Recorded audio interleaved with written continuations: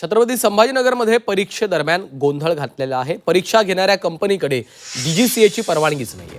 विमानतळावर नोकरी देण्याचं सांगून फॉर्म भरले होते, फसवणूक केल्याचा परीक्षार्थ्यांचा आरोप आहे। छत्रपती संभाजीनगरात विमानतळावर नोकरी देण्याचं सांगत काही अर्ज भरून घेतले होते, मात्र परीक्षेच्या वेळी एक धक्कादायक प्रकार समोर परीक्षा घेणाऱ्या कंपनीकडे डीजीसीएकडनं परीक्षा घेण्याची कुठलीच परवानगी नसल्याचं समोर आलं। संबंधित कंपनीनं नोकरीचा आमिष दाखवत शेकडो तरुणांना गंडा घातल्याचा आरोप करण्यात आला आहे।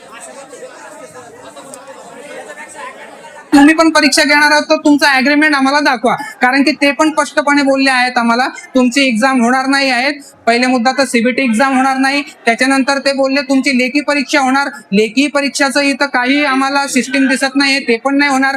प्लस आम्ही त्या कर्मचाऱ्यांना विचारलो की बाबा ही एक्झाम खरोखर होणार आहे की नाही होणार आहे, तर स्पष्टपणे त्यांच्याच कर्मचाऱ्यांनी आम्हाला सांगितलं बाबा ही एक्झाम होणार आहे की नाही आहे हे आम्हाला पण माहिती नाही। सर आम्ही वरतून अपॉइंटमेंट आम्हाला पण दिलेलं आहे। आम्ही थर्ड पार्टी टेंडर म्हणून आमच्याकडे टेंडर आलेलं होतं, काहीतरी पेमेंट स्वरूपात आम्ही तुमची एक्झाम घेणार आहेत। तेव्हा आम्हाला वाटलं की ही कुठंतरी फ्रॉड आहे। आमच्याकडून 700 रुपये, मी ओपन कॅटेगरी मधून येतो तर माझ्याकडून 700 रुपये फी घेतली गेली।